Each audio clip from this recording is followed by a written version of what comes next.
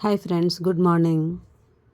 వాట్సాప్లో ఒక కథ అండి ఇది పంపించారు. ఇది ఒకసారి మనం విందాము. ఓ బాటసారి తన 3 గాడిదలను అమ్మేయడానికి అంగడికి తీసుకెళ్తున్నాడు. మార్గమధ్యంలో ఓ నది కనిపించింది. అసలే నడిచి నడిచి ఒళ్ళంతా చెమట, చిటపట. స్నానం చేస్తే పుణ్యం, శుభ్రత రెండు దక్కుతాయని అనుకున్నాడు. ఆ గాడిదల్ని కట్టేయడానికి తన దగ్గర రెండే తాళ్లున్నాయి. మరి మూడో గాడిదను కట్టేయడం ఎలా? ఓ సన్యాసి అలా నడిచిపోతున్నాడు. తనను పిలిచాడు. స్వామి, నీ దగ్గర ఓ తాడుంటే ఇవ్వవా? కాసేపు నా గాడిదను కట్టేస్తా. నా స్నానం కాగానే నీ తాడు నీకు తిరిగి ఇచ్చేస్తా.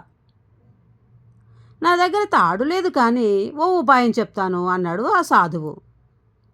నీ దగ్గర ఉన్న తాళ్లతో ఆ 2 గాడిదలను కట్టేయి. మూడోది చూస్తూనే ఉంటుంది. తర్వాత దీనిని వెనక్కి వెళ్ళి తాడుతో చెట్టు కట్టేస్తున్నట్టు నటించు. సాధువు చెప్పినట్టే చేశాడు. నది స్నానం పూర్తి చేశాడు. వెనక్కి వచ్చి ఆ 2 గాడిదల కట్లు విప్పేశాడు. అదిలించాడు. తను ముందు నడుస్తున్నాడు.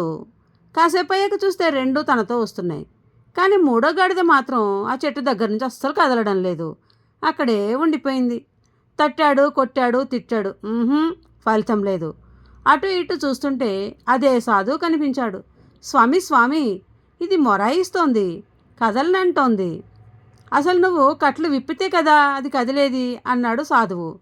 అసలు నేను కట్టేస్తే కదా విప్పేది అన్నాడు బాటసారి. అవునోయి, అది నీకు తెలుసు, నాకు తెలుసు, ఆ గాడిదకు తెలియదు కదా. తను ఇంకా కట్టేస్తున్నట్లే భావిస్తోంది.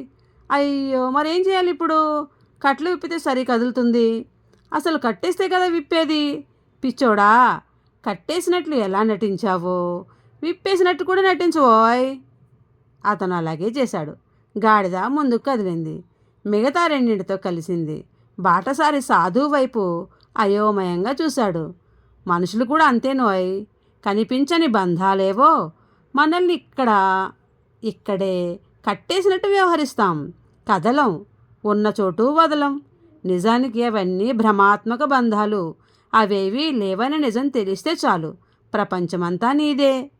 అర్థమయ్యి కానట్టుగా ఉంది. అవును, మరి తత్వం, సత్యం ఎప్పుడు సంపూర్ణంగా అర్థం కావుగా.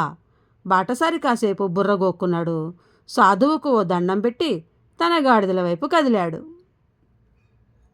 వా, భలే ఉంది కదండి కదా. మరి నచ్చిందా మీకు? నచ్చితే లైక్ చేయండి, షేర్ చేయండి, నా ఛానల్ సబ్స్క్రైబ్ చేసుకోండి ఫ్రెండ్స్. బాయ్. కరుణ సిరిమణి.